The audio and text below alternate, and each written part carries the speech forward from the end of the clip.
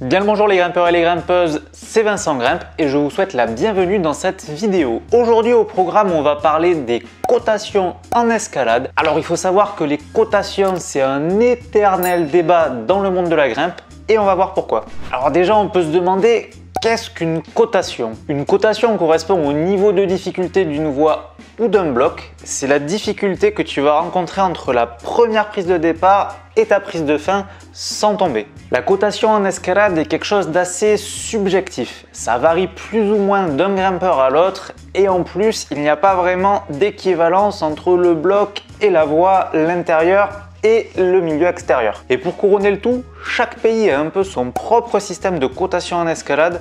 Donc comment s'y retrouver dans tout ça et à quoi est-ce que ça correspond? Dans cette vidéo, il se peut que j'emploie beaucoup le mot problème. Problème, c'est un peu le nom des US pour définir une voie ou un bloc, indifféremment de si c'est un mur de 15 mètres ou un mur de 5 mètres. Donc généralement, comment est-ce qu'on définit une cotation en escalade? Si tu es en extérieur, c'est généralement la première personne qui a fait l'ascension de la voie ou du bloc qui propose une cotation. Si tu es en intérieur, ce sont les ouvreurs qui essayent de faire un certain niveau de difficulté et qui te proposent cette difficulté. Comme on a vu qu'une cotation c'est quelque chose d'assez subjectif et que ça peut varier plus ou moins d'un grimpeur à l'autre, plus il y aura de personnes qui font les ascensions, plus la cotation deviendra précise et assez stabilisée. Et du coup en France, concrètement, comment ça se passe? Alors les Belges et les Suisses et même les Canadiens, n'hésitez pas à me dire en commentaire comment ça se passe aussi chez vous pour les cotations parce que je ne sais pas exactement comment ça fonctionne. En France, comment fonctionne une cotation en escalade? Alors en fait, c'est un chiffre et une lettre. Le chiffre, il peut aller de 1 à 9 et la lettre de A à C. Et en fait, ça va te faire des sortes d'échelons de niveau de difficulté des blocs ou des voies que tu vas effectuer. Pour échelonner encore plus les différents niveaux, on peut rajouter un plus après les lettres. On va voir réellement à quoi ça correspond en termes de difficulté facile, moyen, difficile, extrême pour mettre des mots un peu concrets derrière tout ça. Mais avant ça, je t'invite à t'abonner à ma chaîne YouTube pour avoir toujours plus de conseils en escalade et que je t'aide à progresser. Et en plus, vu que je sors toujours mes vidéos à des heures un petit peu variables, comme ça tu seras au courant dès que je sors une vidéo et t'en rateras aucune. Sur ce, je t'explique de suite à quoi correspondent réellement ces cotations. De façon générale, pour que tu aies un ordre de grandeur, tout ce qui est entre 1 et 3, c'est plutôt considéré comme de la randonnée. Donc c'est une randonnée plus ou moins escarpée. Le 4, c'est un niveau très simple qui est accessible pour tout le monde normalement. Après, les seuls critères qui peuvent rentrer en compte là, c'est plus la peur du vide.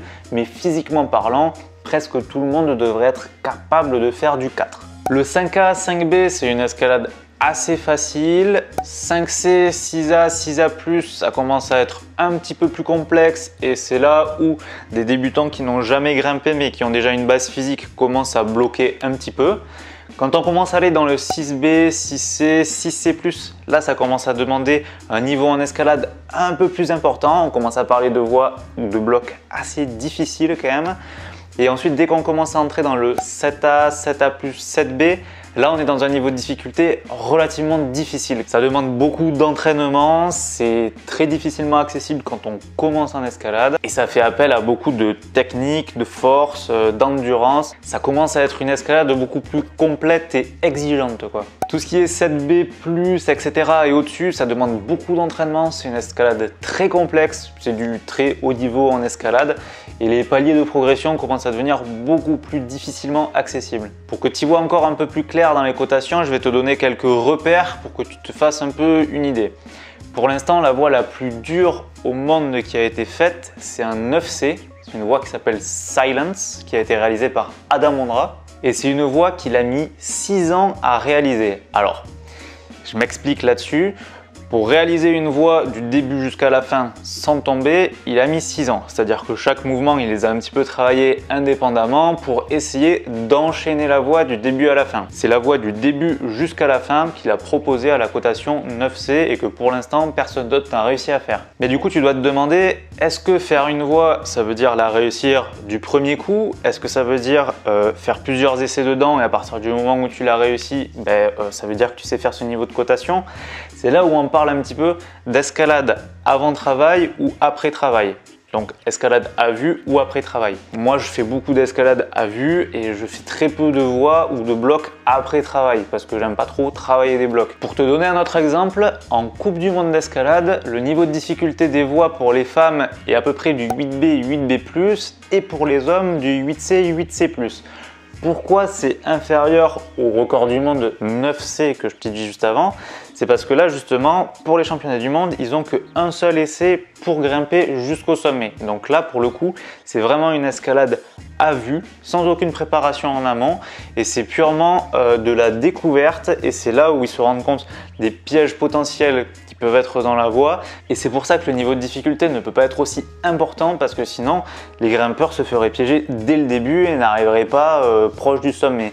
À la base, c'est vraiment fait pour que ça puisse les départager au cours de l'ascension et que normalement ça puisse échelonner un petit peu les grimpeurs pour qu'on ait un podium cohérent. Après attention, ce que je viens de t'expliquer là c'est un ordre de grandeur. Si tu grimpes en intérieur, en extérieur, en bloc ou en voie, ça peut varier un petit peu et je vais t'expliquer comment. Donc je viens de t'expliquer que la voie la plus dure en extérieur était un 9C jusqu'à présent. Au niveau du bloc c'est un petit peu différent. Le bloc le plus dur proposé jusqu'à présent est un 8C+ 9A. Pourquoi cette différence entre 9A et 9C qui est quand même un grand écart? C'est parce qu'en fait en bloc, vu que l'effort est plus intense et sur une plus courte durée, on parle de succession de mouvements très complexes. Alors que sur une voie, on parle de sections d'une certaine difficulté et c'est cet enchaînement de sections de difficulté qui fait un 9C. Il n'y a pas en réalité un mouvement dans la voie qui fait du 9C et ensuite qui continue, parce que sinon ça serait encore plus haut en niveau de difficulté. A l'inverse, en bloc, le niveau de difficulté de chaque mouvement est beaucoup plus proche de la cotation finale car un bloc est composé généralement de très peu de mouvements. En bloc, tu peux aller de 2 à 3 mouvements jusqu'à une dizaine de mouvements grand max, alors qu'en voie, tu es plus dans la cinquantaine de mouvements, quoi. Et alors, par rapport à tout ça, comment fonctionnent les salles d'escalade en termes de cotation? Alors, les salles d'escalade en intérieur, elles proposent chacune un petit peu leur propre système de cotation. Je vais te parler de celles que je connais un petit peu plus, à savoir Arccos, Blockout et Altissimo. Arccos fonctionne par un système de couleurs de prise pour faire ses niveaux de difficulté en partant du jaune, vert, bleu, rouge, noir et en allant jusqu'au violet. Et pour que tu visualises un petit peu, le jaune correspond à un niveau très facile qui va jusqu'à 5K, 5A+, à peu près. Le vert va de 5B à 5C environ. Le bleu va de 5C+ à 6A, c'est là où ça commence à devenir un petit peu plus critique pour la plupart des gens. Ensuite, on attaque le 6B, 6B+, 6C, 6C+ dans la couleur rouge, qui est un niveau de difficulté difficile. Ensuite, on va dans le niveau noir, qui est un niveau très difficile avec du 7A, 7A+, même 7B pour certains, je pense, parce que le niveau est assez dur en ce moment. Et ensuite, on va sur du violet avec du 7B+, et plus. Et là, concrètement, le violet, c'est abominable. Ça peut être à la fois du 8A comme du 7B+, c'est vraiment très très dur. À Blockout, ils fonctionnent aussi par un système de couleurs. Ils ont juste une couleur de prise supplémentaire par rapport à Arccos. Ça fait un peu pareil, sauf que le vert, c'est le niveau de difficulté le plus difficile. Et avant le noir, entre le rouge et le noir, il y a la cotation blanche qui échelonne un petit peu plus les difficultés. Arccos et Blockout ont tous les deux utilisé des prises de couleurs pour estimer le niveau de difficulté de leur bloc.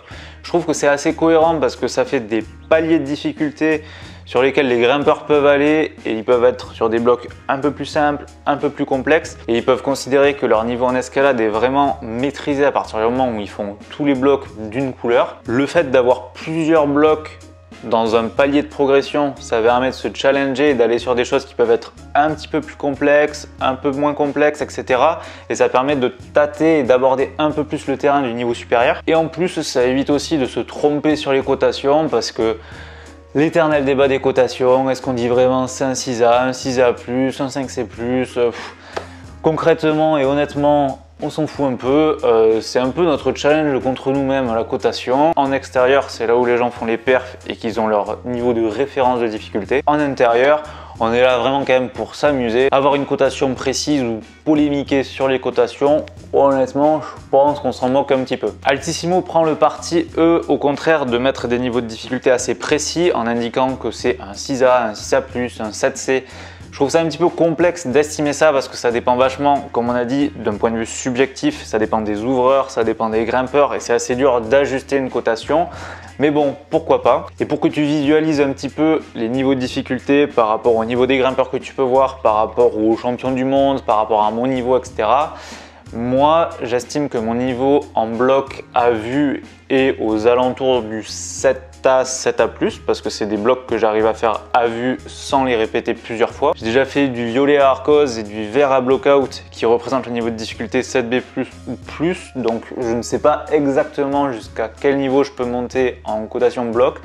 Une chose est sûre, c'est que c'est pas des blocs que je fais 100% à vue. En diff, honnêtement, j'en ai aucune idée parce que j'en fais très peu. Tout ce que je peux dire, c'est que j'arrive à me débrouiller dans la plupart des situations et dans la plupart des mouvements assez complexes et que j'évalue mon niveau à ce niveau-là.